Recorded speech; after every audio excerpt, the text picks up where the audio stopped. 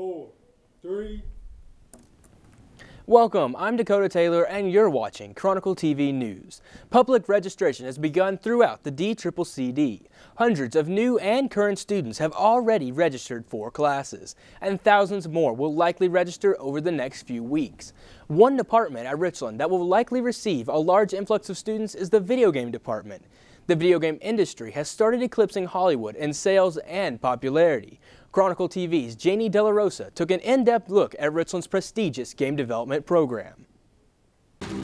We live in a world where seeing is not believing. Where only a few know what really happened. Ready when you are. The students of Richland College do know what goes into the making of the industry's top-selling games.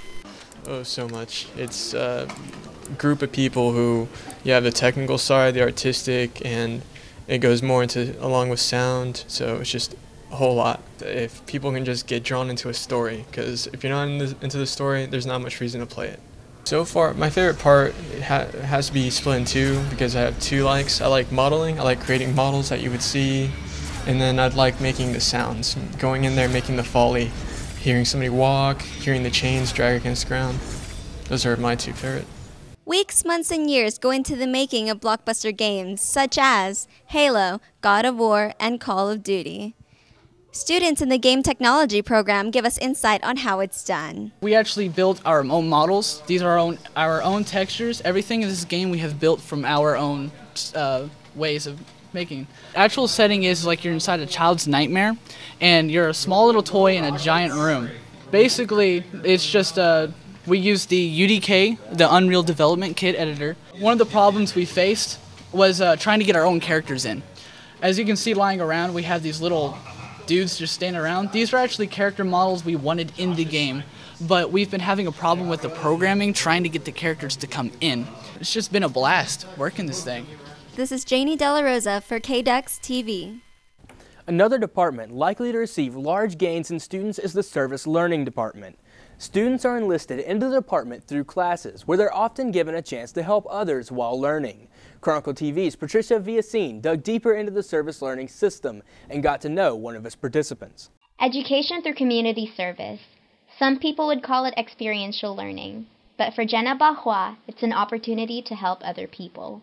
I've been working at Heart House since the beginning of the semester. Started September, and they needed help with tutoring and helping with homework. Bahua's volunteer experience opened her eyes in many ways, allowing her to reach out to the children she has worked with. I learned a lot from this experience because at the beginning, helping them with homework in English was very difficult, but I now know how to talk to them and help them understand the homework.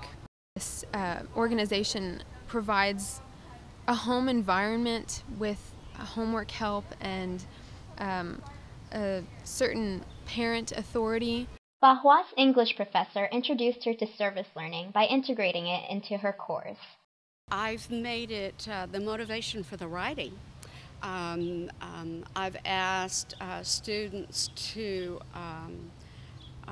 interpret what the experiences they have with their clients into individual assignments. Richland's Service Learning Program has been around for 15 years. The initiative draws about 900 students every year. Very often experiential learning deepens whatever it is they're doing in the classroom because it gives them an added dimension to just either reading about it or hearing about it in class. They actually get to experience whatever the problem is. For Bahua, service learning has become more than just a class activity.